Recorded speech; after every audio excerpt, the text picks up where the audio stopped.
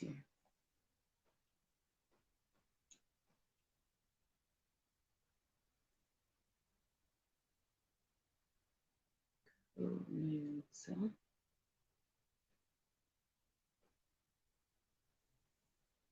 Okay.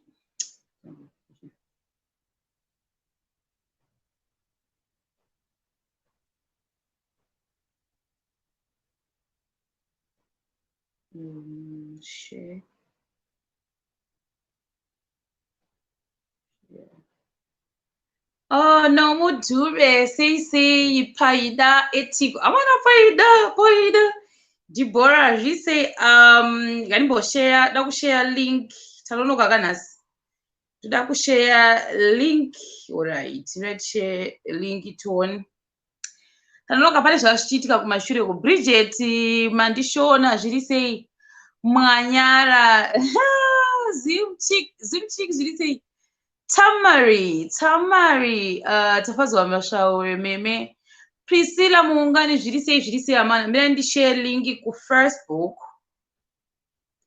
ndiri share ku Facebook amana ndinounza Priscilla ntango wasvika 100 anditombomunzi sati asvika 100 tofanira kusvika 100 muri sei by the way happy independence vedu we Tamari zviri sei malori mandaza tafazwa liga vanga zviri sei ndataura shamwari ashia sei mira ndiise link ku Facebook choni ikande link ku Facebook.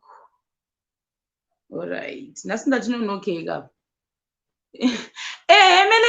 melody zvimba tato live tikutopinda live izvozvi pochi paseke sei loveness mapanzure zviri sei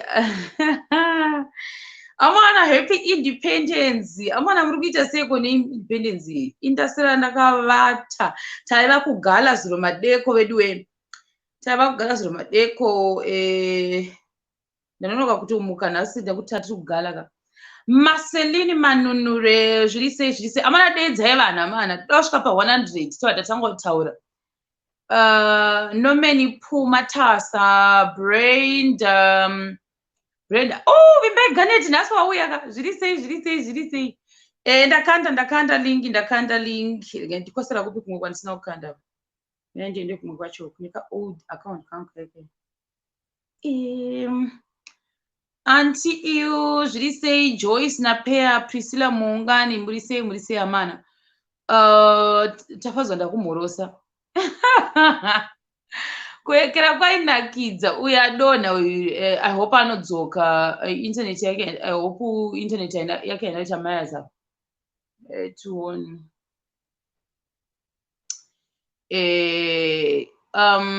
nometa butau hanzi inini shero handichakomenda hangu kozi hauverengi nometa nhaiwe unoziva vanhu kana vawandisa ka ndesingachaoni anenge achimhanya makomenti acho ndesingaoni chinhu esi derera zviri sei nomudhube sei memory goche kuivawo memory goche handisi kudavira papi ndakudavira one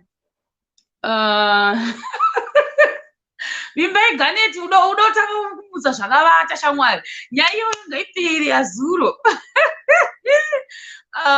Brenda Space watirwa Prosper ngavi sei shamwari iri sei independence vimbai ganeti ka ukangodzokoreza ndokubloka magi zviri sei amana nechimbomirira timboti one day tositanga kutaura handizivi guys handitauri naye guys amana munhu iye handitauri naye handitotauri naye zvikudero munhu iye ari married andori nemwana nemhuri yake nekunyika kwavari vari kwavo ukokoko sisi zviri sei Kelina Jumani sei mina ndimbosiya kalinga pasandaunza uyu mumbouya paskrini tichimirira uyu kuti auye tione vimbai gane tichimbouya paskrini iyoyo takamirira kuti tiwande ka takamirira kuti tiwande chimbopindai tione ndasisa lingiro tichimirira kuti timboti one day mbichano ndaisa link iro uyai pavidhio tione chimbopindai amana timbokumhorosai muchindiudza kuti muface X is no sisi muface X is married wedded andori nemwana atori kunyika kwake kwaari ikoko anoshuwa kuti ari kuengland kana kuti ari kupa handizivi ipapo but chandoziva ndechokuti akaenda kumhiri kwemakungwa. Pindai amana pindai pamiretonochise screen iyo ndaisa link arida kumbopinda arida kumboti mhoroi ngaauye tione asi vanhu vari kuryira kupi independence yavo vimbai ganeti ndakumhorosa shamwani ndimhoresere William okay nomudhube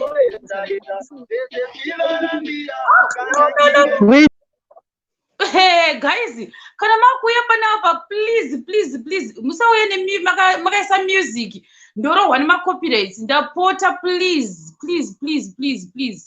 musauya nemuchiridza music kana kuplaya zvimwe zvinhu kumashure munondirovesa necopyright. Nomudhube wadzima here shamwari? Nomudhube ndishekere kudai kuti wadzima here radio? Wadzima?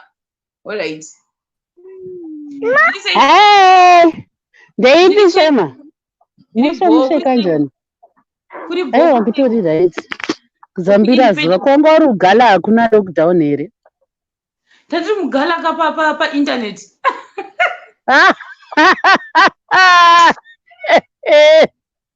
Nandatofa nemoyo zve. Aiwa tati pa internet ndopota tiri kugala zvekuti. Zvino rudenderere rwandati atofaka nemoyo tikati zvavo vaitoenjoya. Unokuona saka ndogona kutaura ndiri switch talk again. Rudenderere rwevanhu kateta kutoti zvavo vatsina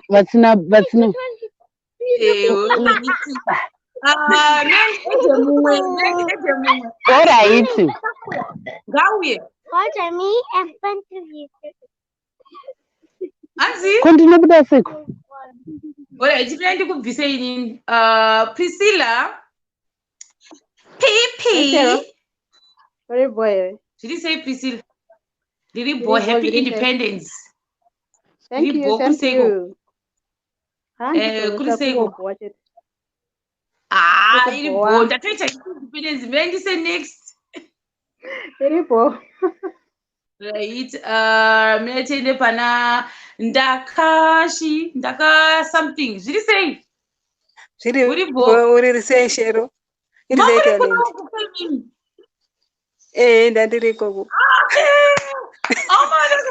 Inini makasiya mati pamunyama imimi makakwira ndege mukarwa pasi mukatisira mativharira izvo ndasitaki kunoko vasikana isati vakuno kuri sei kuri sei henyu kujoni kuri bo zvekuti hamana kandakakuchivai kuti dei ndakaziva ndakaendawo muna February geizi wakazoona ka ndakazozvidemba ndikadiwa kangouya nesu sori hako iri boy happy independence ndafara kukuonai ende ndafara kumapindawo panapa neno ndafara kukuona alright gandise umwe next Ruru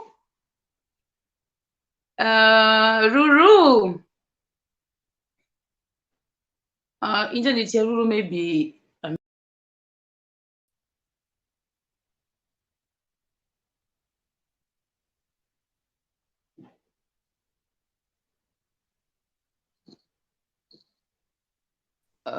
hello Kuzi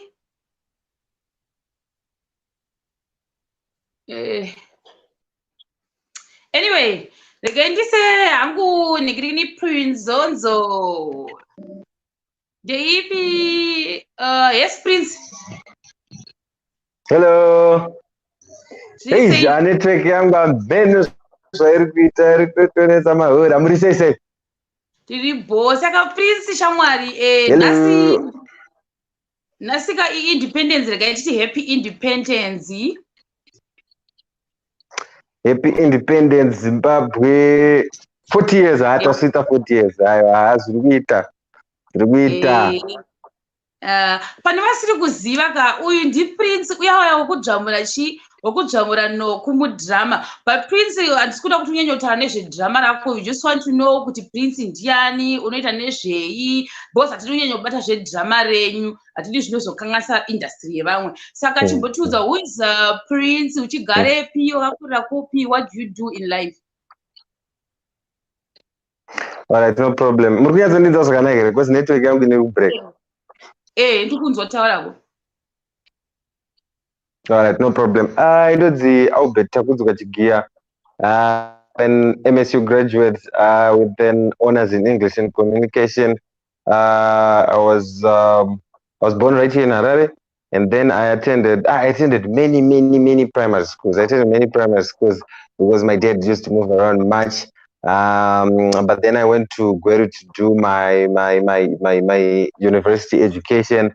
And currently, I am the executive director of the biggest youth award show in Zimbabwe. It's called the Glamour Awards, which is an award show that primarily focuses on the recognition of young talents in business, entrepreneurship, arts, sports, fashion designing, modeling, and sports. I'm not sure if I mentioned sports. So that's basically the data.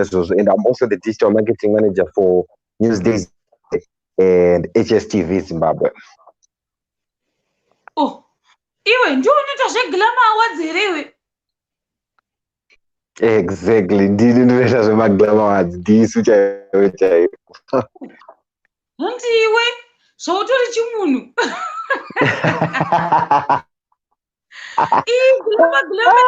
Zvaritori chimunhu. Yes, maglamour awards anoitwa vaiva. Ndisu tinomamhanya kuno kuZimbabwe. Zvako neshona, isusu tinoda shona, hatitomboreka basa nazvo. Nope. Saka bozo kuti handisi tinomarowa maglamour awards, ndisi tinomarowa. Alright. Wati glamour nechi pane imwe wataura futi. Yeah. Alright. Kumaglamour awards ndisi tinoita maglamour awards anotaura, then ndinoita digital marketing for Newsday, the newspaper Newsday, and the online radio station yawo inonzi HSTV. Wow.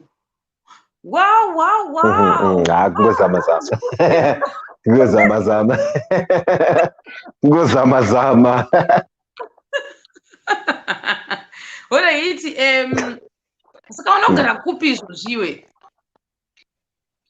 Right now I'm based kuno kuHarare, ndogara ku handisi direct location yangu, but ndogara muno muHarare. That's where I'm based in Harare right now because basa redu rakawanda tinoita central muHarare. But I used to live in Gweru, that's where my parents live, and pandaive kuchikoro before tanzitinde kuedza kushavane because MSU wakazombospitwa zvanzi vamwe vanoti ati ngaende kushavane vamwe vasere Gweru, saka ndaigara kuGweru at that time. But then pandakazopedza zvechikoro chichi, then we decided kuti since central focus yedu iri in Harare and my youth akawanda ari kuHarare because we're more into youth empowerment, tinonyanya kuda zvama-youth sterek. Let's go and live in Harare and try kuti tiite sei business redu riite centralized in Harare. Alright. But Manta was in real life muri player pamababy apa.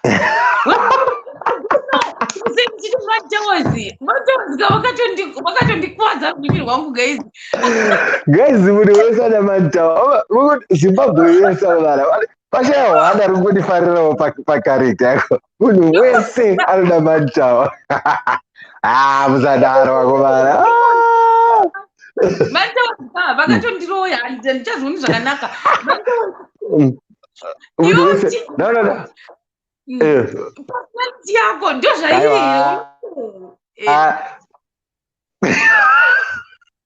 Aiwa kuacta kwakwa guys. Kuacta kwakwa handikwanisi kuziita in real life. Kuziita handikwanisi kuziita in real life. Handikwanisi kuziita. Maybe because munoziva kuti maybe inyaya yekuti vakomana handiti tine tumwe tumatraits tinenge tinatwo, saka tingati maybe tingori similar hedu ini naTendai, but Tendai akazonyanyisa, like it's too much. You know, he's like that thing munhu anyatsoti that one.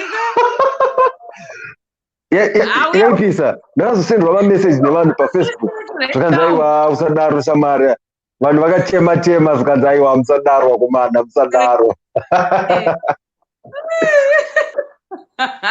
Alright, saka usingaite zvekuacta, usingaite zvana glamour, usingaite zvekuita marketing what yeah. Iwewe pa free time yako unoitei, but just make sure kuti azvize serious zvatiri kuita. We just want to chit chat newe uchingotiudzawo like ka loose side kako kai, but not too loose. No problem. In my free time, largely I'm doing free time. I'm doing but I like writing too much, like especially screen writing. I was actually in the process of writing a book, but I was saying that 5 pages. So I write and I hang out with my friends. Like a lot of people, even say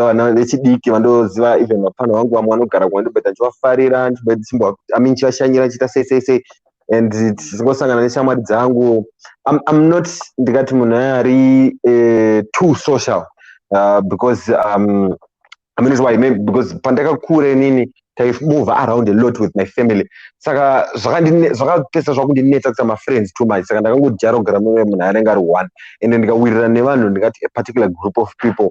Do one day we run away at the same time and I don't go to hang out on the and all that. But we can the project get to you nice. Alright. So but yeah. like mu family menu muri vangani mimi? This is in our family we're 3. There's me, there's my twin sister. I'm not actually twin, there's a twin sister, and I have a big sister. Yes. So to go to 3, there's me, my twin sister, and my big sister. So there's 2 boys and 2 girls and 1 boy. Oh, alright. Hansi ndikuvhunza kuti are you single? Ndezvimabhebhe zviri papa. Naiona comment yo ndikafane kucheka. Handisi single mana. Sorry handisi single wapi. I think vanhu varikuekera vanhu vekwadiwo pamoyo vese ndofunga vakatsikira kuti ngatinoti we are not single. Sure. Atisi wakomana. Atisi I single. I go tell chokwadi guys. Chokwadi sis single, but my artist guys. Laza sematara teta bye my character yedu pa TV in real life akatishana tokona ngetakada kufana nei but I'm single at this time. Hanzi une makore mangani? It's up to you kuianswer kana usaianswer. No problem. It's no problem. It's 25. I'm 25 years old. That's what I'm sworn. January 2, 1995. Maiwe zvazviri zvana zvine Jehovha. Vana vatukutuku zvana zvidokosa. Muri zvana asi hatine dzidzi uri single iwe zvikuramba hanzi uri single iwe. Kudziku hanzi uri single iwe. Kudziku handisi single ausadaro. Handisi single kudzisora kwashamari yako. But abata kutoseka kudzitota uri single. Alright. Chifaya ima questions ini ndapedza zvangu zvingori general. Chifaya ima questions hanzi pane munhu ambobvunza kuti drama renyu munori actora kupi? I think takaudzwa tinongouzwa zure. Muna it's near Trafalgar kunonzi ku Sentosa. It's near in Trafalgar.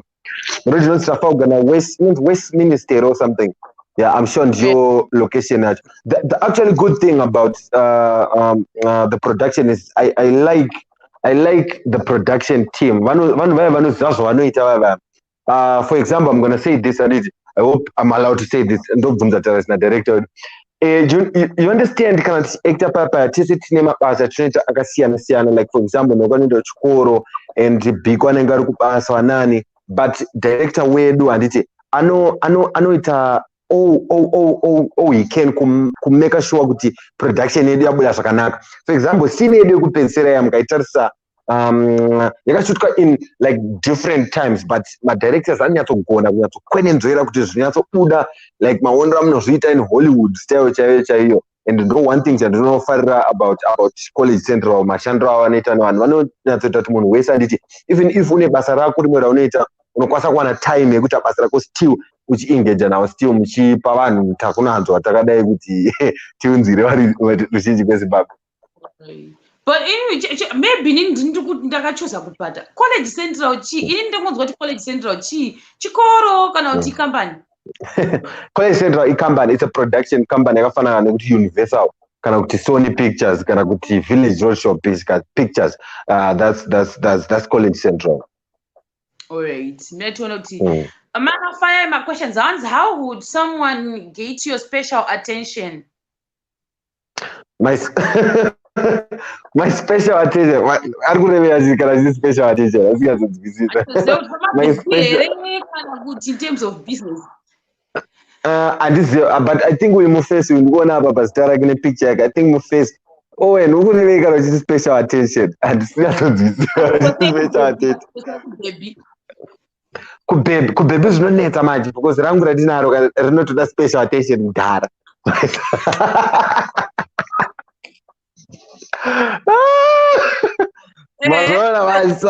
Saka manje kuti ndichipa vamwe special attention vanoonetsa zvekutodaro but otherwise vanhu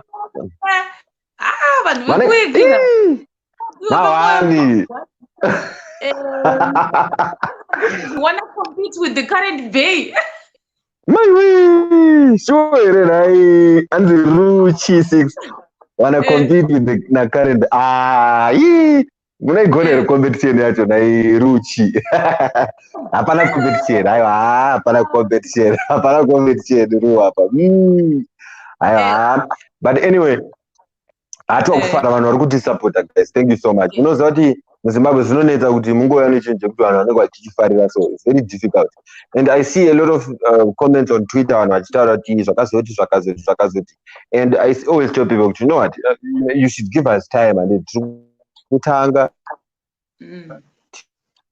tiri kuita so anditi so mukati patime yekuti tinyatsomachuwa talent yedu chaiyo anditi I'm sure tinogona kutokura kudarika kutoitoka kunge scandal kana Rhythm City, but kana tichiri vadiki musakurumidze kuda kuti rova nesando stere kuti vazodai tipei mukana wekuita sei wekuti tinyatsokura tikufadzei mafadziro amunenge muchida kuitwa imimi chaiyo. Hanzi real life chaivo hauiti hit and run here.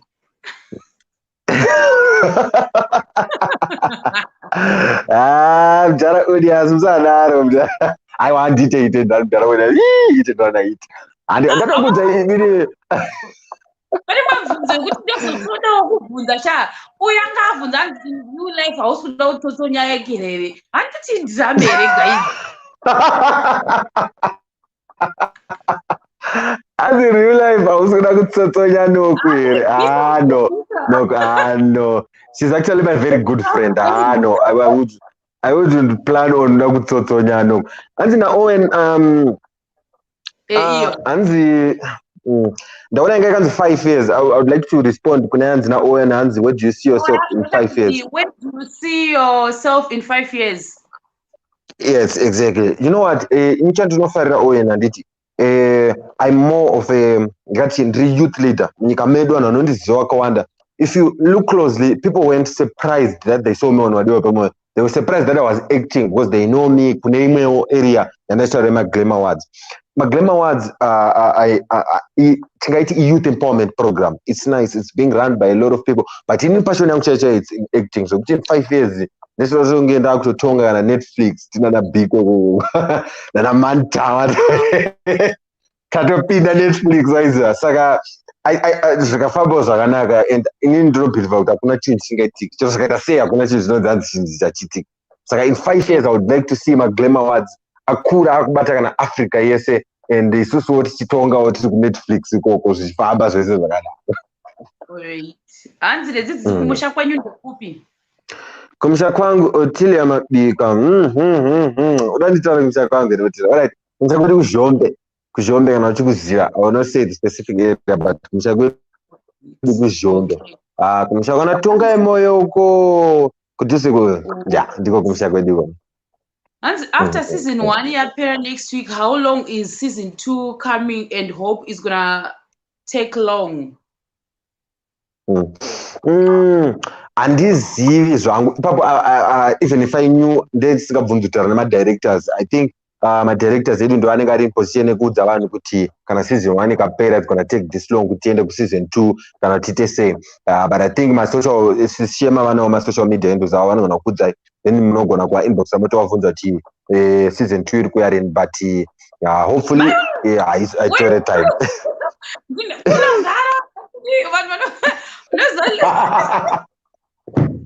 izvo zvitiri kunetswa nevanhu vokwatuka bambukoko because akataura kuti piwa ndakazviramba izvo zvokuti handidi kupindira izvo zvinda kuti ange ndaita responsible nevanhu vaive manje kuda vanhu vaive havachapinduri kumainbox ndinozongoita zvezvokuti mabudisa that's what I do kuuya kuzodinangira chinhu chevanhu vanouya madirector angu madirector secollege central mukaitsvaga on the internet on Instagram or Facebook ndo vanokwanisa kutiudza kuti season 2 inouya rini ini as an actor ndinatomirira kupiwa mascript ndoita sei ivo ndo vari in a position yekutaura kuti season 2 yedu inouya rini asi ivo madirector nevanhu vacho vanonzi vakuru kwamurika toda kumbovausawo pano zvechokwadi vanambouya rini aiwa no problem ndatomboona chikomenta apa vatombokomenta papapa kuti hook us up please no problem aiwa no problem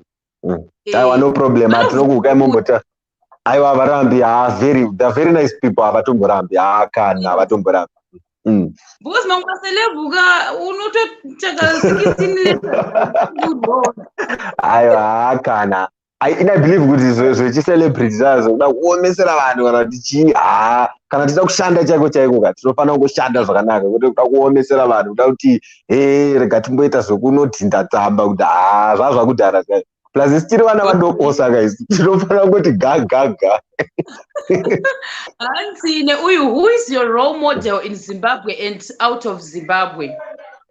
Okay, role models. I would like to think vano inspire instead of shansa term role model, because in each I do not believe until kuti zvakamboshandira umwe munhu will not work exactly that way for you. Saka you can only take inspiration from a munhu than embody them as a role model. So muZimbabwe ndingati vakati one day vanhu vanoinspire muZimbabwe kana ndichitaurisa kuside remayouth kuti vanhu vanobatsira mayouth kana kuti vanhu vanoita so kana kuti vanhu vanoita so I would like to think kuti maybe muZimbabwe tikatarisa vanhu vakaita sana Nigel Chanakira, Dr. Steve Masiwa, I like looking at organization as my inspiration rather than individuals, because an individual anogona kunge ane idea but it takes vanhu vakawanda kuti bring that idea kuti ite inyato manifesta. Saka maorganization akawanda ndo follow ine ndo anoti inspire kuti tinatotora titi right, these people vari kubatsira zvakati, we can take this good thing from this good thing from this organization toibatanidza and then tinokwanisa kudikira neidea yedu like hombe. But outside of Zimbabwe in terms of acting, avakawandisa Denzel Washington. I look at Heath Ledger is quite melody, even though he's dead now, but I think is munhu wani wekuti ndikanyatsoteera trade yake kanyatsosiya kuti this person is very good. I like to see futi ku South Africa kuna vanhu vakawanda ana Trevor Noah, ana Mr. Bones, vanhu vava vakachinja, even Tonga Ichirisa Dana Igurira. Those are the people who just follow my trade and alright, this is how things are done, especially in the acting industry. Alright, anza hauna mwana here kunze uku. Kunze andigara bamba. Hey. Mwana handina kunze. Aiwa mwana handina. What's your advice for young upcoming artists? Inini chandinokwanisa kuadvise vanhu vakawanda ndechekuti maartist edu kana kuti maentrepreneur kana kuti vanhu vechidiki tine problem yekuswa pressure nesocial media. Social media inotipa pressure yakawandisa stereki to a point yekuti tinoita kufunga kuti maybe tasara kumasure kana kuti tatodhakwa zvinhu zvoida zvichaite. But chandinoadvise ndopa vanhu ndeyekuti time ndo true price paid kana uchida kuachieve chinhu chauda kuachieve. you have to be patient. You have afani kuda mari chop chop kana kuti ndada kutoita so chop chop kana ndada kutoita so. I don't believe with that. I believe kuti vanhu vanofana kuve cautious about patience need time, and invest in patience inokuta pay off your dividends akakwana. But generation yedu, especially my young artists, andinoona vakango dai hakutotanga kutoshainira vanhu, hakushainira masponsor, because through the Game Awards I've experienced a lot of things in my young artists. Believe you me, everyone, even if you go on my Instagram page, you see I know almost Rwanda vatinoti avanhu vari muindustry vanoita so, and I've discovered with my artists akawanda munakata waniita ndamba tanga kuda kushainira vanhu kana kuda kushainira maorganization, kushainira masponsor, kuda kuti munhu ukaonekwa nevanhu wakutofunga kuti ameno zvimwe zva. That's very bad. It's a bad attitude kana kuti industry yedu, and inokumedza chop chop wakadaro. But the only thing that you can do kana uri young artist, and by artist ndafara washanisa the artist, people think kuti artist mnanoimba chete, and act as an artist, mnanodraw as an artist, mnanobika as an artist. It's an art. And so this inopinda kuna vanhu vese artists vese hatisingotaura music chete. If you're in this industry, you have to practice patience and humility. Those are two. And I know it's not a broken record, but you must never give up. No advice. Wow, utori good motivational speaker guy. I'm 2 minutes. I do not have church do you know what I believe? I actually go to church, but I believe one generation that are too judgmental, especially about religion. I can say to the church so only go link or Twitter and go prove so so that's why usually I would rather not say the church, but the church, but usually on my social platform I don't like saying the church because on the contrary when I judgment kana so religion pastor wakazodai, but in the end there's nothing pastor show because I would rather not say on social media church. Okay, let me respond to this one. The real bad what I try by all means kuverenga my comments. If I didn't read your comment, I'm sorry, because my comments anenga chimanya. I try by all means kuverenga, and also you take note kuti my comments actually anenga are similar. So I'll keep on asking munhu kuti kumshako inde kupi iya answer kare kana kuti who is your girlfriend zvataurwa kudhara anditika. Okay, this one I think maybe chimboona verenga this one yakanzi wait iyo Anza sora kutawanda unondiboa rega matawa tore babe. Sadaro guys, do you want to know something interesting? I did. Character yangu kaifana tobo kudakidza. Ndokufilura. When I realized kuti vanhu vakawanda vari kubhoika, ndakanda todzera director tayo kana vanhu vari kubhoika nokutogona basa because vanhu vanofanira kumaka. Maita basa guys. Thank you so much. I feel like drama renyu rakapinza vanhu mumafilling station. I always say that kuti drama rakapinza vanhu mumafilling station. Vanhu vakadipisa. I remember this other day before Tendai lockdown. I went to this food outlet. So I was walking. Ndikutopinda papa. Vanhu vasovoti, oh, unoiteta iyo. But unechitimo mnabandita. But unondirwadzisa moyo wangu. Usanyanyozvisa muhana. But tinokutenda kana muchitisupport guys. Oh, there's this good question. Hanzi nai Tendai zitare kuti Tendai mudrama iri ndiwo wakati unorida here kuti chichakaitika. No, zitare kuti Tendai ndakaripiwa riri pascript na director wewadiwa pamoyo. When pandakapiwa script handiti ndakapiwa script nichiriverenga, and then I realized kuti zita riripo kudhara, and ndo own interpretation yangu inini pazita rekuti Tendai nepa Sunny Box. I would like to dig deeper panyaya kuti Tendai repekuti Sunny Box, because vanhu vakaona kuti vanongotaura kuti hey makadiunza mabhenzi chichichi. No, ukatotsasa setting yenyaya yewadiwa pamoyo handiti inobata vanhu vakawanda, because a lot of people can relate to it, especially time yatakakura isusu kana zvakaitika kwauri ndo time yanga ine Sunny Box iyoyo, ndo time yekuti mota yaipisa zvekudaro. Saka in order kuti director yasokurisa nostalgia iri serious yamune vanhu, akati rega achuze mazita eshona anozivikanwa nevanhu kuti Tendai akambondidai kana kuti vakambouya nesunny box yavo vakandimerura. That's the purpose behind the whole script, because zvinhu zvese zviya hazvingondibvuti kuisa Range Rover, hazvisaisa Benz big badge kana kuti no, inoiswa a setting yekuti munhu wese can quickly relate to it, especially vanhu vakaona. I was very impressed by this young girl wakandiona mutaana, but I want to say something tisina kuonekwa navanhu vakawanda pawadiwa pamoyo.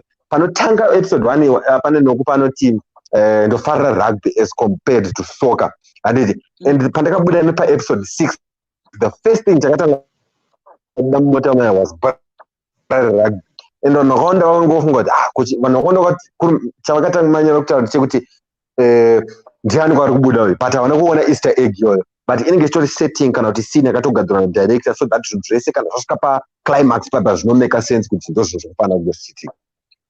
Alright. Hanzi neuyu chimboshedza madirectors toda kuvaonawo pano. Izvi takusira mukoma Binigiri because nandivazivi machinaavo, saka tini ndotomirira kuti Prince azondiconnecta navo, handivazivi. Hanzi patone line up nokwachauya. Uya Metron. Hanzi but chirauro chamakakandira amira timboda hatichadi zviro zvana uyu. Do you go to church ataura Kobei wako haite jela here. Kobei wako haite jealous here watching you pauno actor pie, especially with All right. You know, inini ndinobhilivha kuti musikana wese akaona mukomana wake ane umwe musikana, especially pasini yataita kunge toda kukisana noku, even uchitaona jealous, munhu wese anotongoita jealous. That's natural. That's like chero dainda ndiri nini musikana ndinofila jealous. But what I did naBea ndisati tanga ndakagara naye pasi kamudza Bea wacho hasi munhu munyowani kunyadze popularity, because takara taizikamwa a little bit maybe nekuda kwomagema wadzandisi, but now ndakatomutanga ndagara naye pasi tikamuratidza kuti ano tikudata so this zvinoenda so I believe kuti munhu anozonyaita jealous akazamudza. Imagine munhu ungoona utori mota uda kutoita kukisana nemwe musikana zvikuonekwa navanhu 500,000 hazviziye, pamwe anotozikamwa vanhu vazoziva kuti uyu ndiye mukomana wake. So I believe kuti kana wationa takupinda apa ndepekutaura kuti ona tikudata so zvinhu zvebasa, zvinhu zvotozikamwa kuti zvinhu zvebasa so now I think she's fine with it, she's adjusted, anotoona kutoti apa so and the funny thing is Bea wangu the Mantawa guys, kana nemari kana ndimiwo team Mantawa. Bea wangu the team Mantawa. The team Mantawa, imagine.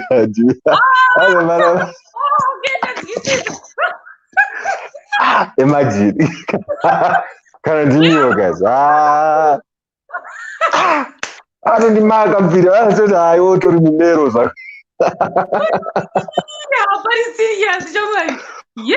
Patori serious. Tonzi Bea aiwa ubheti aiwa haungambodari munhu unotora munhu shamoyo munhu nemota yake chausada.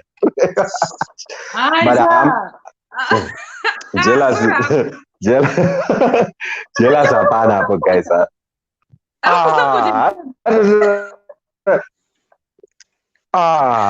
Nditori mama wari guys, nyika yese yakandiveka tori enemy of the state. Asange last scene shamwari wakati wachika shamwari wakapinya misandei. Vanhu vakarwadziwa. Kana mai vangu vakanditi unoita serious kudaro. Okay, next question. Hanzi, what challenges do you face as youth in film industry? That answer. No. What challenges do you face as youth? My challenges that no face are not youth or anything. My challenges are not face anyone, whether you want to do production in Zimbabwe, South Africa, or Hollywood. Funding, number one. A lot of corporates, when they see these things, they want to come on at money 500,000 views, money 1 million views. But chitanga pa production, I believe kuti ndo panofanira kunyatsa funding nema sponsors, because that's when you must come up. Because mauya anonetsa kufanda. For example, inenge chifandwa solely kana ni college central, and munhu wese ari pawadiwa pamanenge ada kubhadhara, they need to get cameras, they need to get everything. So I believe kuti a lot of problems will be solved kana munhu wese akawana funding iri equal yekuti ma corporates. I like tomboti tingatore setup South Africa. Ku South Africa ukabuda production nyowani ye film kana anything everyone anojambira in, the corporates come in, everyone needs to be involved. So I think kuti tika-adopta that system as maZimbabweans, tikaitora tikati vese vanhu vakuru vatinoti big brands makuru tikayapa together, we can produce something chinokwanisa kana kutoenda Netflix straight away. I believe that. So yeah, that's one challenge andoziva inonyatsofacwa nevanhu vakawanda vari muFinlanders. All right, Hansi, what advice would you give to those who are in a relationship? In a relationship, okay. Guys, can I move in a relationship? Let me tell you something. I believe, good Simona, a lot of problems in the world would be solved by even basically communication. Trace my relationships in Yagudara Kawanda. The reason why they failed was not because of Zunzukakur or anything. It's simply about communication. The moment you're not in and text here, because on the text here, what to do, Moga? What in the astray? I sense because singers come on CCM and I discovered personally. My relationships are more about compromise. Because you're taking Munari, a total stranger, and making them part of your life. You will Uri Munari one. So that means Guti Kanawada Roka work for no compromise. It's like seeing Gogosing as road. Over white I say over pache ugar, but over zero. You have compromised. That's the basis and often got the relationship about communication and compromise. Mugadaro all the bells and whistles of Nana, Mchita say, Mchita Magozenyu, Zunesatongo on top of the cake and it. And the moment I'm not conquer communication, as right, I can bet you anything. You know, the partner I got, I want to test longer is Zogadar. In Indonesia, I tend to so it. And they walk out to us, I don't say that because kuna one on this system, I don't say that. I just a good I don't respect it, but without realizing, no, I see you could respect. You could the Mangua expression and it. Tongue what can expression net a moon. You know, going to Tangada who says a but. It's better to as express panekti munabas bottle over tonge chigubu che ukachichukuchudza chiti boom kawanisa tanga chafuta asi dera chinoti boom ndopa munorambana ipapo because unongwanya chikuchudza munhu ngechigubu cheshake ende pachinoputika ndodhera munabatisa. Wait, Hansi, how do you deal nema fans anogona kukutuka? Do you respond? Eyo. Guys, in Utarashua, what I do, especially on Twitter, I've discovered that on Twitter there are a lot of people and usually I keep quiet because you I'll pay the day pass now on 10 yeah,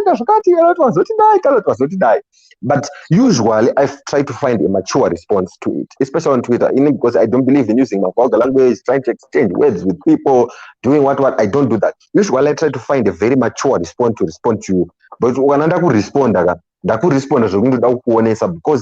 I believe with social media, a lot of people are hiding disrespect under the term constructive criticism. That's what a lot of people do. When Tora term constructive criticism, and then you over say,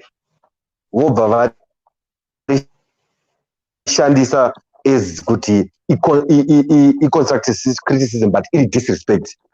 Because I believe kuti munhu unofana ngori munhu anotsiurika zvino basa kuti uri celebrity uri public figure unofana ngotsiurika kuti munhu akakudza kuti chakati obva ati sorry thanks chamwani kundionesa nasina kuona ndiri munhu wanditi, but approach yemunhu inodetermine response. That's why macelebrity akawanda vachizotuka nevanhu kuti yo wazondida is because approach yaunenge washandisa approach yaunenge washandisa ndiyo inenge isiri right. Saka ukaona munhu wekuti patwitter ukomuti chakati akaresponda zvakanaka unongomurespondawo zvakanaka, but vanhu vakawanda havazvigoni. Saka in other words ini munhu akandidaro handinongosiyana naye nongokuudza kuti alright kana kuti iribo kana kuti alright iribo kana kungoti okay, usually ndingoti okay kana ndikaona kuti maybe ungoda ungonditsvaga unongokuti okay ndobva ndatosiyana nazvo.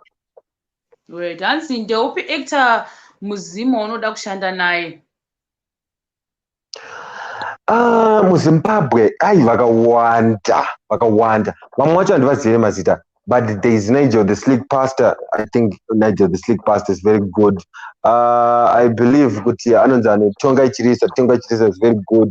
I believe pane mufeso actor richabhonga pa that drama inonzi Tiri Parwendo. That guy is very good. Natame, I saw Tame Pagonare show. She's actually a very good actress. I think it was a debut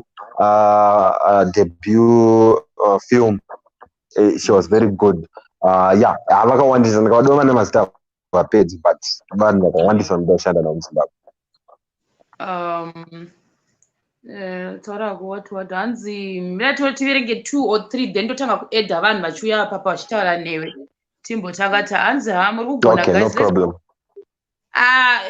Politics takati panapa taure politics, so I'm gonna skip this one.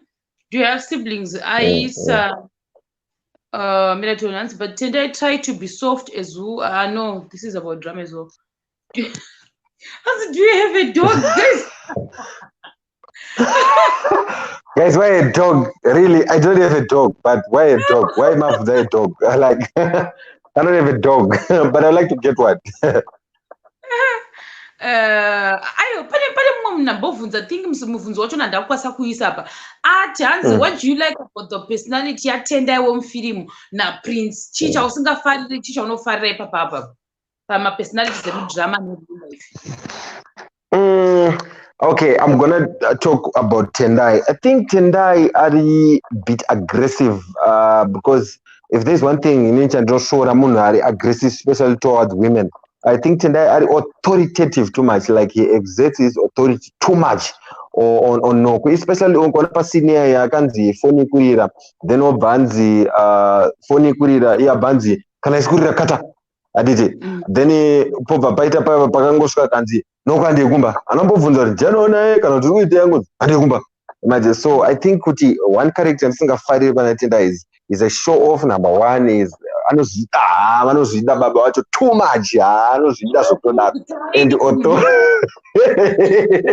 vanozvifonera and authorities. I think hanzi ndechipi chiri the most romantic thing taukaitira bhebhi rako?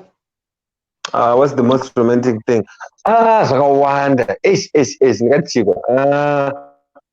I can't go into details, but I tried as much as I can to balance a bit. Asi zveacting is zvine financial rewards akanaka here. The problem with one account, and none of what team so much actor, they're acting for free or what. We actually get paid per episode. I will not say how much do we get paid, because that's against regulations policy, but to actually get paid per episode.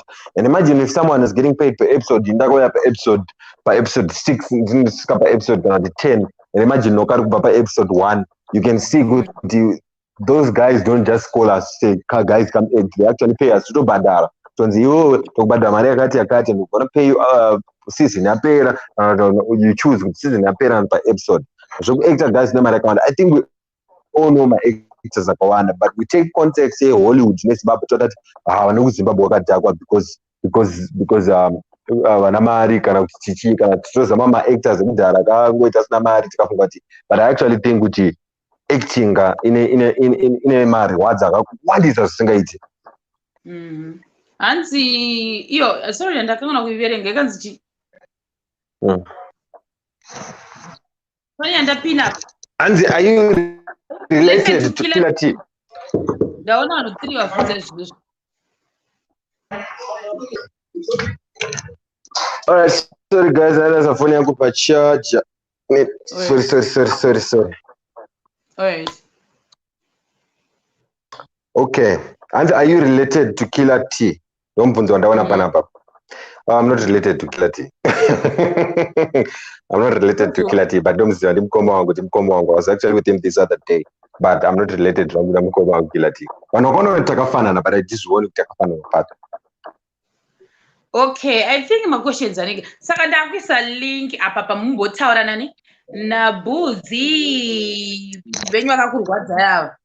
Right, link iro, please guys join it on. But you want to hook us nana director wako timbo fire.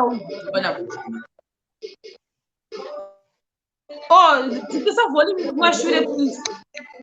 Kune volume.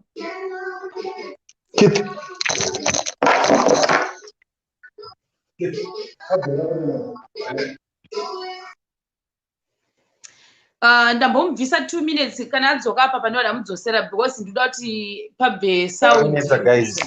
Hello? Wabvisa chanchirira.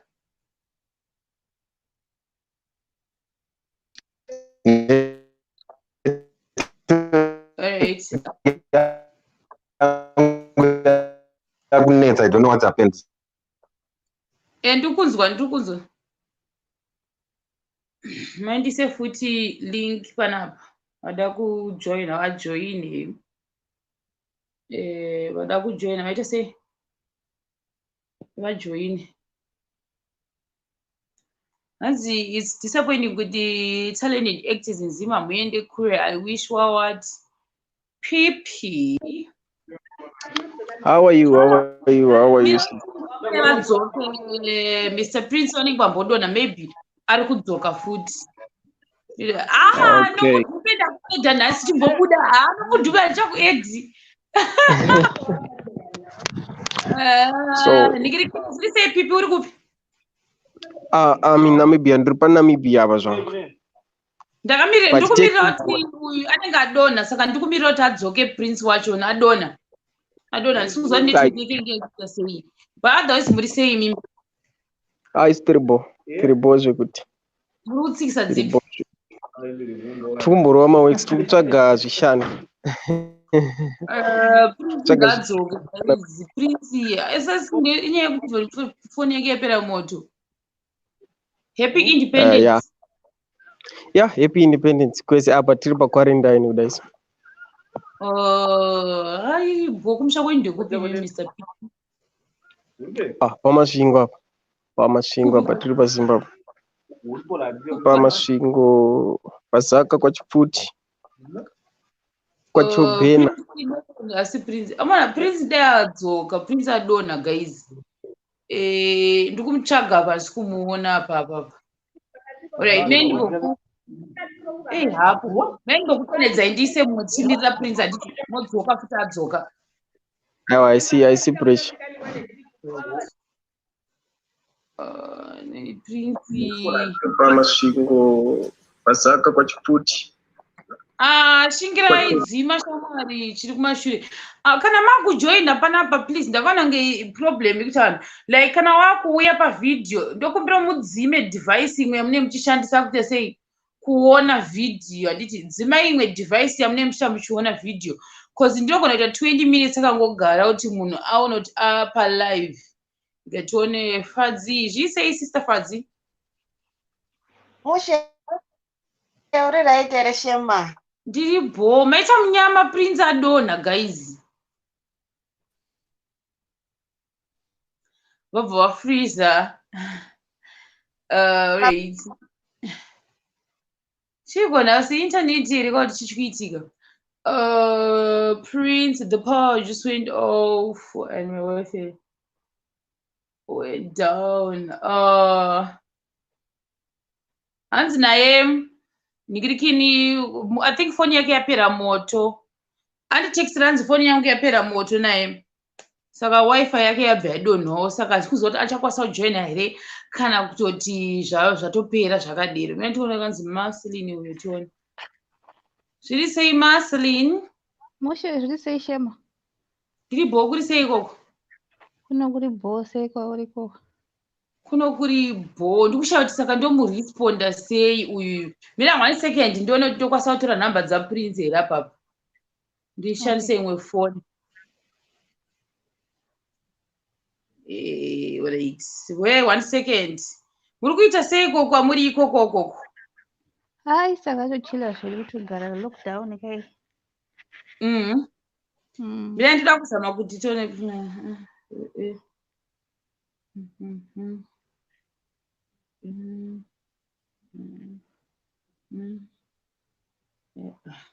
right. Tione kuti tokwanisa kutaura naye futi here ndopi mumwe adzokera papa. Cause apana network yake anikiri phone yake yapera moto. Phone yake andofunga ngasina zo charge saka phone yake yapera moto ati pachi. Samuda mhoresani mimi. Ndinoto kumboresa iwe handina kuona vanotomboziva. My first time kujoin show.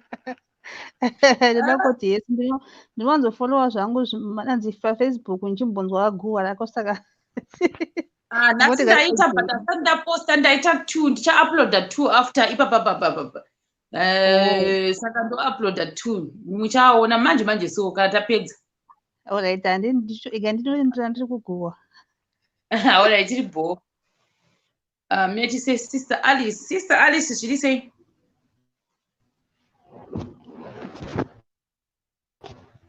Hello, Sister Ali. Yeah. Sister, oh yes, Adzoka, yeah. Prince is back. Adzoka, Prince. Hello guys, sorry guys, network yachona kuno kumahora but tadzoka man. They got this said this one.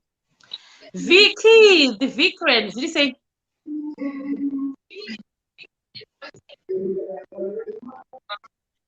We are freezer. Did you say? Yeah, freezer. Man's network yachona with us. Alice, did you say? Eshema. Taura na Jaya.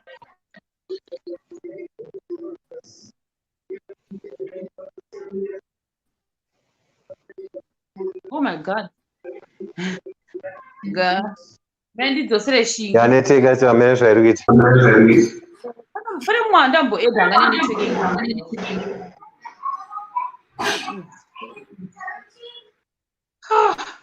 Amana ore chiminente kana makujoina please kana muri kushandisa device akasiyana kuona ndokumbira mudzime rimwe device because mune makudzoka nema echoes kuside kwatiri ndikandi added this one say wadzoka Yeah, ndakatomira mukoma Tendai. Mukoma mweze. Vanenge va freeze.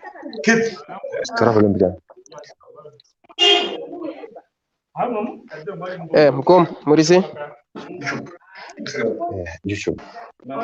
Prince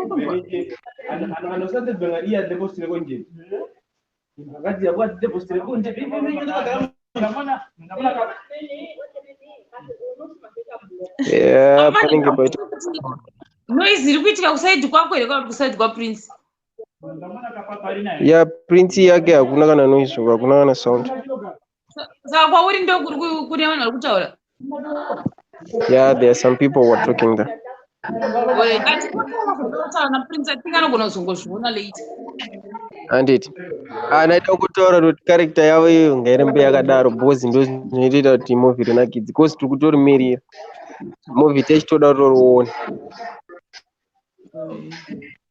Handiti. Yeah, tikuona tafuri. But I see problem. Mina ndi edhe vamwe timboona kuti pamwe inogona wega ndimbomubudisa azodzoka futi. Yeah, gain reka ndi edhe mumwe it's fine I guess. Munya nope device not connected. Lee. Should he say? Boza good zvokufamba. Yes, zviri kufamba kuri sei kwamuri? Kwatiri boza kuti pari sei kwamuri? Kuri bo ndikuzama kudzosa futi Prince apa mero kuti anokwanisa kudzokera. Dzosai mukoma Tendai timbovakwazisa. I think kwake rega ndimudza kuti exit upinde futi. Chitaura muri kupi mimi? Ndiri paIndia. Kuindia kuri sei kuindia? Ndizvozvo hapana yakanyanya tine takangozorora. India takangozorora lockdown ka hatingadini. Ukuita chii kuindia? Uri kudzidza? Yeah, I'm studying. I'm doing commerce. Saka chipepi chako chiri papa kuindia ndokuziva ko. Chipepi chokuita sei kuvanhu vakaenda kudzimba dzavo malockdown. Kune malockdown.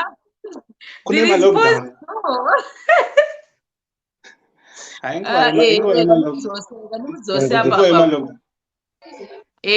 right, what's up? Say. Madi. Zukufambere Zimbabwe. bozo kuti zvikufamba zviri kufamba here aiwa bozo kuti muri sei hai bozo kuti muri sei kwamburi muri kubva tiri paindia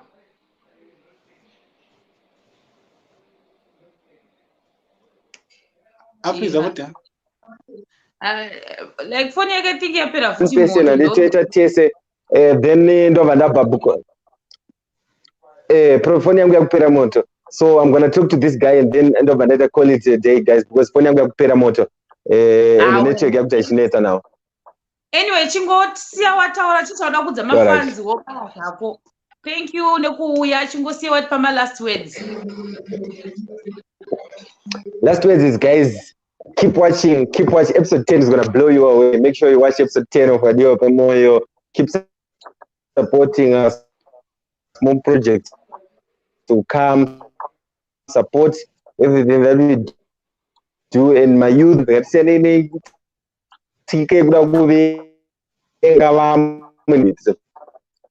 bad habit. That's support later, guys. Thank you, Jaman, for joining the live. Alright. Thank you, Prince Nekujoina. It's unfortunate kuti phone yake yapera moto, and I actually appreciate because aita 1 hour yake ari panapa nesu tinotenda singamboiti tinoti dai vanhu vekwadiwa moyo varamba vachiuyawo chingozivana navo, and also kuti ninge neivo maproducer madhaisa atoniwayo tisambombawo taurawo nawo handiti. Thank you waitako unogonako kuchienda. Thanks a lot. No problem. Kandaya kuZimbabwe ndofanira kumbokuonawo iwewe. Regai ndingopesane these 3 vari apa ndobva ndakuitawo futi panapa. Zviri sei? Yes. Chema. Zviri sei? Kuri sei? Mushe uri right here. Tiri bo kuri sei kwamuri? Kuti tanzwa nekurara nedown, tanzwa nekurara shamwari. Kana nesuwo. Takurwadzirwa esi dai tachibudiswa tamboenda kumabasa. Mukaenda manje munosvika mukarwara futi kamozoita sei? Ngazvichipera.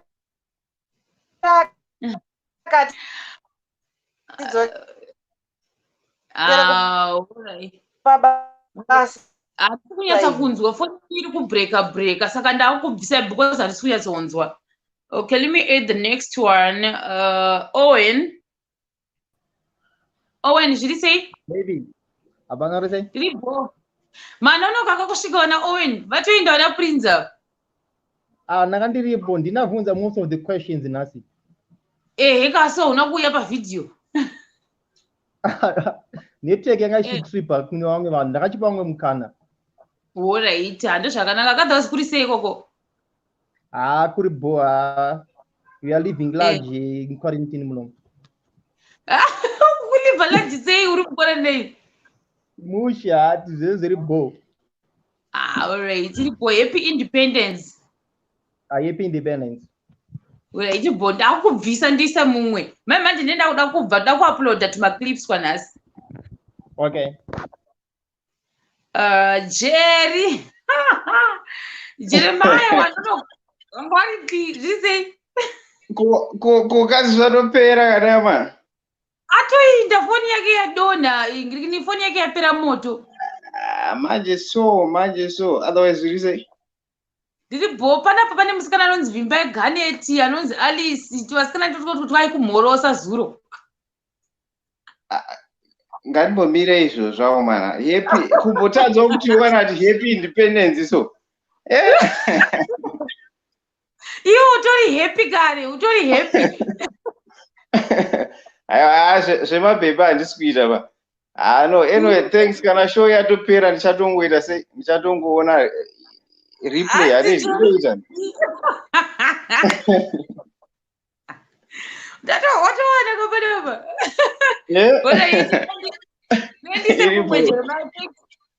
Sharp. Right. The JJ. Jay, did you say? Did you book what you say? Book what you say? Could it book some money? iwe irasta rakakura here kudai. Irasta. Ichakudai tione mukwende, ndakuona mukwende guys. Iri harineno kwarinosvikawo. Haimi, machengeta kwemakore mangani mukwende? I think 7 years now, 7, 8 years. Hariremi here manje? Hariremi. Ndakatombokata hatosara shoma. Muri kupi? Ndiri kuCairo, kuEgypt. Uko kuri sei kwakupise here kuya? Aiwa, pari zvino kuri nani pari zvino manje. It's not hot, it's not cold because the temperatures are around 25, 27. So it's normal. Otherwise mukutsikisa majirapi? Hapana zvedu tongorera magraft tiri padzen because hakuna katakarova manhingirikeni hakuna lockdown actually, kune curfew. So like right now I can go out. Ndotodzoka kuma 7 kana 8. Chimbonditsanangurirewo difference iripo pakati pe-lockdown ne-curfew ndeipi? Lockdown, you are not allowed to go out at all. And what you can only do is mumba mako or between your yard pako chet. That's it. But curfew, it's open. Whenever open hours like from 6 a.m. you can go wherever you want. Then by 7, dopa happens. No, you are locked down. You are not supposed to go anywhere. Saka ndo yatinayo kuno kuti ne-curfew. Saka ndengoti zvese zvimwe chete ingori lockdown ingori curfew. Ndakatoti tizivo chiri kuchonetsa ichi. Zvinonetsa zvinhu zvacho, but mostly countries akawanda in Africa it's curfew, but waringoti lockdown, but curfew because people are allowed to go out during the day maybe until 4 when shops are closing and around 5, and that's it. So that's not a lockdown, that's a curfew. But munoshishina zvenyu chirungu. You shishina. Yay. Maybe kugarisa stere kune vanhu vanenge vachingotaurawo chirungu. Saka iwe unenge uchingona zvingori normal, but otherwise hapana zviripo. Hanzi na Alice, I'm searching for my soulmate. No, let her keep on searching. I mean, like she might be lucky somewhere. I mean, like a lot of guys there. Come on. I mean, like Pachani open a lot of nice guys. I mean, like not when my friends are Ripopa, your channel. I met a lot of people basically, but it's my first time to call because I'm a chance. No, let the people talk. You know, queue and all that. And most people basically but sometimes you can talk with the host. I mean, and get her ideas, what is she on about, and how can you also contribute to the channel and everything else. So it's basically the way you take it. I mean, the way you like the channel, the way you like the presenter and all the programs. Wow. Hans Jabu ne munhu here ku comment section iri kuita kubvira. No, that no, that question I understood Aira. Jabu so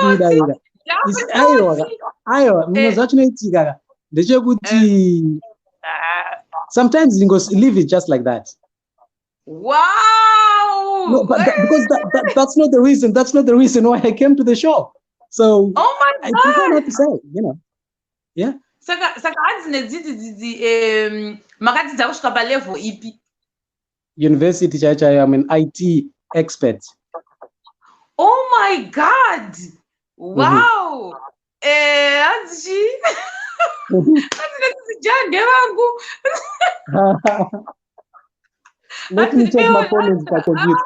Let me check the computer. I don't see my comments because apa ndikutaura nefoni kama comments ndakwaona manje pa computer. Ndakwaona, I can see the comments there. I can see the comments now. Asipogerwa rasta iro na derira. Saka derira kuri kuti hakuna derira rikugera rasta kai. Even akavepo vamwe torara takavhara one ziso rimwe rakavhurika saka panonetsa. Hanzi nedzidzi vheti munobudisa rasta. Hanzi muri kublasha. Aiwa hama munongozo iyi ndiyo kuti unongogarisa stere kuri mudheni kai wagarisa usina kumbobuda panze usina kumboona zuva saka unongoita singori blasha but maziso sweet. Hanzi vane mwana waFarao wawiri. Aiwa hama atiite izvozvo. Munondikuwadzisa neshari yalo hazviiti. Aiwa hama kana All right. yeah. But anyway, thanks, Jay. You're such a nice person. Anyway, thanks a lot for the time. Thank you. Okay, keep on going. Good work there. Okay. Crazy. Tawana Rastamari. Okay, Shingirai. Shingirai.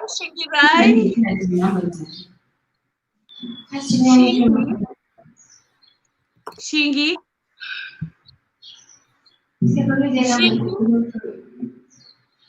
I'm good with numbers. I didn't say. Onia Stole. Sisi ndevi. Oni. Zviri sei? Say. Mushe kwakadiyamo. Uri kupi ko onini? Vic Falls kumapopo mako. Oh my God! Damboyo ku Victoria Falls unoziva. Uyaya izvozvi lockdown makuona mapopo mako. Can you imagine? Shamwari, ndoda handikuzivi ndakwenda kuwange ndakwenda kuvhumba kunyanga vhumba nenyanga ndizoti difference of ndeipi ndakuenda kubhinga nekukariba nekuvictoria falls handikuzivi. Vic Falls fine mukangereka mangoya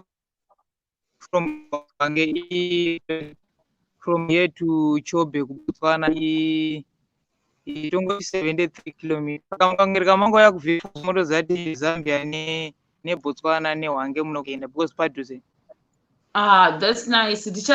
Kantazovhurira tibude tinouya. Yeah? Kuhostai mukauya. What do you host pai? I'm serious. My activities chichi. Mune muchitenderera neni tichita maactivity for free here. Munozonipatsa mazvikwanisi. Totowa nemi musatye hako chiso. Magaidi titenderera nemi. Abo, ndinouya kana mati free bo, tinouya tiri Yevi panga pana tindo tatiripo but tambopa vamwe mukana kuti vambodai chichi but togara tiripo guys. Alright, thanks. Mina ndimboedha vamwe manje ndinoenda kubuda handitya. Iri bocha mama. Thanks. Hanzi china uyu hanzichirotitire WhatsApp group.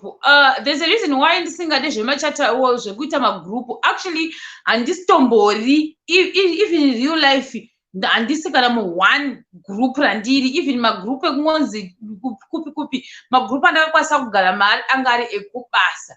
Mareasons ekuti mumagroup indotaurisa guys, ndinotaurisa ndo weakness yangu yandotoziva kuti ndotaurisa. Saka pakutaurisa pepe ndogona kuita sei kuzonyongorana nevamwe vanhu mumagroup number 1 number 2 ndogona kusari kuti mumwe akatara zvakati indopinda nenzira yepamwe munhu anogona kusazvifarira. Saka zvemagroup ndakatonzi nababa vangu namai vangu batidi zvinhu zvinozotinetsa mangwana. Iwewe Samia iwewe, let me remove you. How do I remove this person? Samia. Oh my God, ndabloka. Ndafunga kuti ndabloka Alice Zuze. Ndanga ndarwadziwa. Right, ndabloka. I think I'm Indian. Ndamubloka. Did you say forget? For you? What do you forget?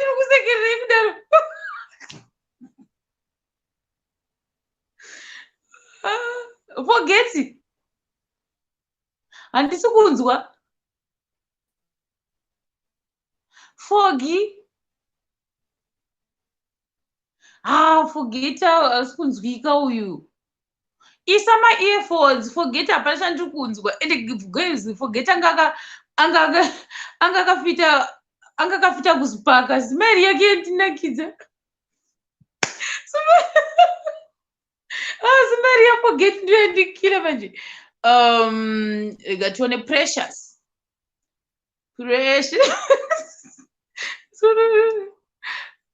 Precious hapana munhu. Vicky. Right, Vicky, say. Ndebe yako. Zviri sei? Ndiri right. Chii chikuita noise? TV. Dzikisa volume kumashure ikoko. Okay. Zviri sei? Ndiribo kuri sei? Ndiribo mamuona here rasta panapa mampiwa sei? Nhasta visitorwa naJoe Master. Network yangu ichinetsa time idzodzo ndandirutry kuisa VPN on saka ndazongonzwa vakuenda rasta anozonyatsonzwa nyaya dzavo. Rasta vangu vakapenga. Rasta vangu vari zvapfa. Rasta vasiya vaita inonzi close the door and open them. Ndo zvavaita. Vazvivharisa. Aiwa rasta vane zvinhu zvavo manje.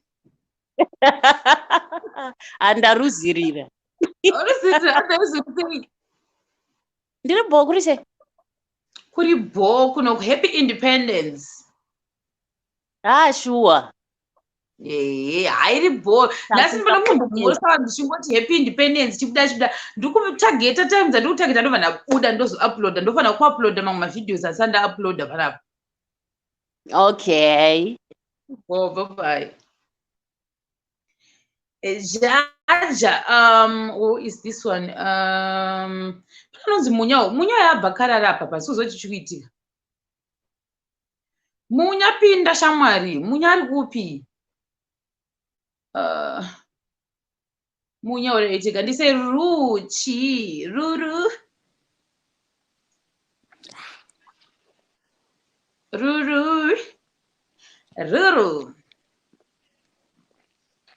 Hello? Is it Shema? Ruru. Should he say?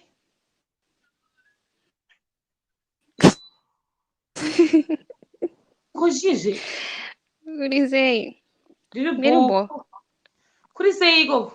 Yes. Could he say? Little bo, what is it? Did you bo or copy or Ruru?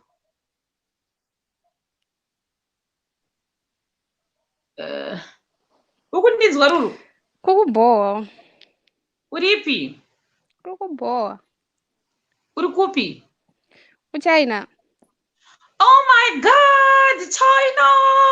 What do you say with China? And who goes up at China? China. Oh, I think it's good. Don't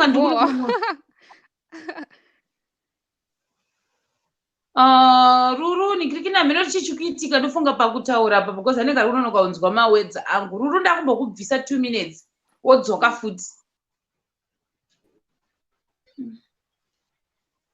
Chichi wakaisa chigumwa mino chichi. Afriza chekera cha. Ofari chigumwa chakaiswa mino.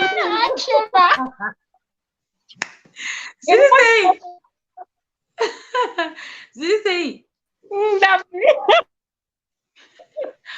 Kuri sei koko? Ziri sei?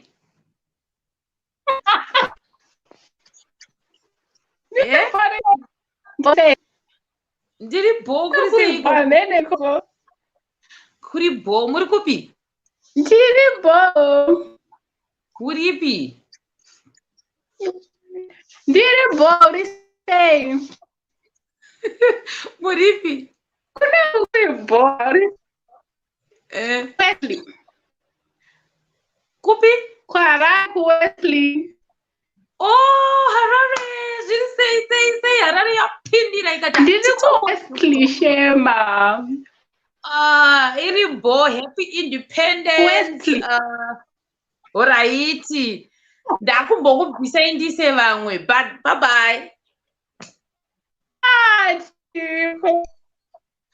Ndise vamwe ka. Imi muri kubreka. Alright. Enoch. Ndise Enoch. Hatina chini. Enoch, brother Enoch. Listen. Did you poke with say go? Right. Vari sei iri sei mhuri yese ndaona chibhebhi chenyu Aiwa, muri iri bhozo kuti. muri kupi mimi? Ndiri paKimberley, South Africa. Oh, kuri sei kuJoni? Kuri bho. Tofara singamboita epinipini. Tapinda. Muri kuigona sei lockdown? Tingaita sei? House arrest. Hatichaiti lockdown because hatisi kubvunzwa kuenda kufamba. Oh, okay. Ndinofara singamboiti. Thank you nekuramba muchitisapota brother Enoch. Aiwa, tinotendawo nemi muri kumboti zoro dzawo tikaona misoto vatanzwa akawa energy so. Chinzwa mutombotaura nyaya yakatobva tambokanganwa kuti kune lockdown. Iripo mumhorese madzimai. Makasmaila so aiwa tombokanganwa dzimwe nhamo. Mumhorese madzimai venyu nevamwe vese handiti? Aiwa, ndinovamhoresa. Alright, mina ndi I think last 2 people ndobva ndaexit inini. Sharp. Right. Alice. Where is Alice? Oh, vadona kudzikunde upi. Ndikuda kuda last 2 people vamana ndo vanaenda. Kudzri. Hi Shema. How are you? Ndiripo kuri sei? Shema, ndatanga kupinda nhasi panapa. Unoziva ndengotarisa YouTube yachingoijamba. Ndichienda kumwe so pawakainterviewa Mantawa ndakabva ndanzwa mofaya. Saka waindishoora ka, alright, ndikubata. Serious, ndaijamba chokwadi ndichitoenda kunoona zvimwe. Mantawa no guys, ndakutoenda ikoko. Otherwise, uri kupi wewe? Kuno kuri right. Uri kupi? Ndiri kuTable Mountain. Ukapa?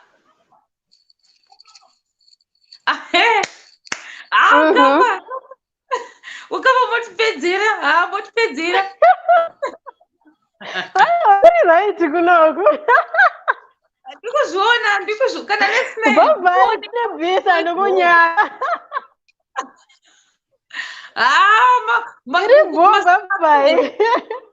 Iribo, thanks. Pane munhu angari kukinda tiri last 2 guys. Uyu Shingi ndambokuedha. Shingi anenge atongopinda pakuedha ndobva atanga kuti se amana ndoda last 2 people ndobva ndaita bye. Last 2 people guys tobva tabaya.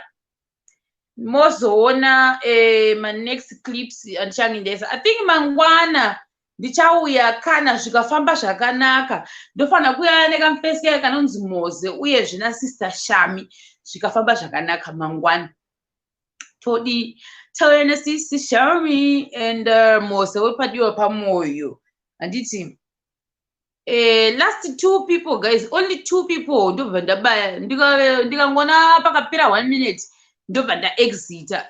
Bayai link adopinda link iri mene ndi safety link. Link iri ndora mobile bayai iri link. Please cause live inombondivharira panze. No, pane zvandatozoudzwa nhasi hanzi mukashandisa mamwe mawebsites dzinogona kudava but munogona kushandisa Google Chrome here kana ndizvo kana sikakanganisika kana ndo Mozilla kana ndo Google Chrome, so you copy and paste link yacho iyoyo pane Google Chrome kana sikakanganisi mahwira ndaita ndichavhunza futi because zvimwe zvacho ndoita zvokudzidzisiwa handiti hanzi unofanira kuita copy and paste nyasha. Zviri sei Yashi? Yes, cousin. Zviri sei kazi? Kazi rangu ndichakabaya ndapa live chat. Ndakudisown. I'm going to disown you. Ndada kudia mana pa live kati ndoti pamberi neZimbabwe ka independence rapa iyi.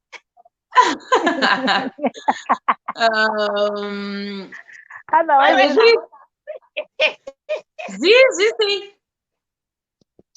Esi chero. Tiri kuri sei koko mana. Tahwa nayo lockdown akomana. Haichaiti hazvichabudisi. Kana neni kuno kundabaikani. Uri kuya rini kuBangkok? Ndaosa ndaifana kunge ndakauya bvunza nyasha uyu. Papa think wangu achiri kuPhuket mazuva iwayo pandaifana kunge ndakauya. Asi ndakapane zvakandinonotsa bva ndavharirwawo ndiri kuno. I'm not sure kuti mabhazi achiri kufamba here kubva kuno kwasa ndacheka. Mabhazi ana vanhu unobata corona usakwire mabhazi. Usakwire bhazi. Pane driver webhazi akafa necorona is it this week or last week? Imi matitaure zita racho tichidero tinovharirwa memwana tinoiti Carolina. Awo Carolina kuna akafa last week. Ndakazviona. Saka hai BK usakwire zvako bhazi. Let's wait kusvika yapera. Tisakumbomira because handiti chokanzi kusvika musi wa30 tichazombomira tonzwa kuti vanoti chii. Ndotaura nemi kuseri guys. Ndakubvisai.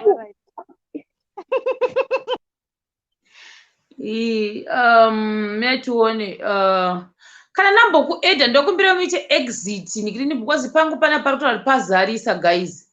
Kana wambotaurawo chimbobuda vamwe vapindewo paline. Uye anonzi shingirai ndokumbirawo abve uyu. Abba kare akangomisa arikutovharira mwana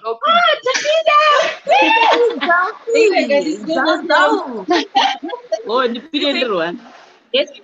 uda kupinda nani ndiri bonde Eskanishema kurisei koko kuri bo kuri kopi indava naimi tiri kujoza kuSouth. Kurisei kujoza kuri bo tinofarira maskita unenge uchititira anototikipa tiri up to date. Alright, thanks a lot. Happy Independence. Alright, thank you. Wakadaro shamwa unotivaraidza. Alright, thank you. Alright, Mandy say, who is this? Abelistas. Hello. Hello. Hey. Kurisei komuri. Ribo abenewewe. Ribo. Muri kupi? Tiri kuDubai. Oh my God. Papa sari pangu apa guys. Others muri kushigona sei? Aiwa tiri bobo zvedu. Baba arida kutaura ndazviona kare. Imi madha ndimadira chimuti.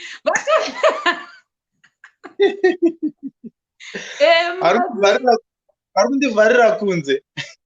Hanzi taurei chinzwi. Hanzi kuti takadzidza tese kupiriri saka ndika nditaure naye nini. Ndakauye katione ndiani? Felicitas. Mamuri streamer head. I think ndakaona message but there's a problem ne messenger yangu yekuFacebook page kwangu. I think ndofana kufixa handizokwanisi kupindura sometimes. Inobva yatiza meloti chakaitika. Otherwise muri sei? Hai siri bobo. Saka makabva kwabiriri mukazoenda kupi mimi? Kuharare. Otherwise atofara tikamboonawo mamembers ekwabiriri. Apa muri kuitei kuDubai apa? Apa izvozvizvi takangovharirwa muno nekuda kwecorona. Ndiri teacher. Mukudzidzisa kuekera? Bobo. Peter up mukupromota maartist emuZimbabwe. That's a very good one. Mukuita basa rakanaka anti. Thank you maita basa. Ndichiedha tuve kupesera ndobva ndazorora. Oh, that's fine. Thank you so much. Bye bye. Alright. Pane akanzi Moyo amira kara. Hello Moyo. Hello Shema. Zviri sei? Mushe uri sei? Ribo kuri sei kwamuri? Kuno kuri bo. Muri kupi? Ndiri kuCape Town. Kuri sei kukapa? Kukapa kuri nani kuri kubowa lockdown. Hayi vanhu kukapa kuzongoti kapa dzimwe anenge inorova kudai kuti kapa. Inoroveko naishema. Kapa munozvibharisa. Mazuva ano takutorwara tikaswera tisina kukuona. Thank you. Pane zvandambogadzira ndichazviedita ndapedza panapa ndaitambotanga ndaita live then ndoedita ndozokanda 2 mavideos. Hayi kanda shuwa takatomirira. Iripo maita basa. Happy independence. Take care. Handiti? Okay, Shema, thanks. All right. Vanhu kuti heisi Shema zviri sei pane last 2 vandakuisa pa I hope havana kufreeza vanhu vava ndobva ndaexita. Handiti? Star. Pane vakanzi star ngavapinde please Jehovah wehondo. Apa ndamboona ime mwana. Vanozongoidisappear. Maureen. Hapana vanhu. Shema, how are you? Zviri sei? Tiri bo kuri sei kuThailand. Kuri bo muri kupi mimi? Ndiri kuSA. Kuri sei kuSA? Bo zvekuti ngobhoikana kugara iye unotikomborera Shema. Thank you. Ini manje kuzogarawo ndakadai kunozombondirwadza ka. Aiwa, you deserve a drink uchingoya kuZimbabwe. Ndowaritoita get together chishema fans. I hope zvinobudirira. Thank you so much. All right, ukomborere nashe. Bye. Thanks. Guys, ndakuexita. Beginner fast yangu yakupisa. Saka ndanyara guys, ndanyara sikamboiti. I hope mangwana ndokwanisa kubudirira kuuya naSisi Shami Wepa wadiwa pamoyo uyezve naMani Mhose. So I pray kuti ndokwanisa kuuya nawo mangwana. Ndakataura navo kuti tizoita madhiri. Saka I'm praying kuti mangwana achoni vanokwanisa kuti joina handitika. Saka ndokubatai guys mangwana.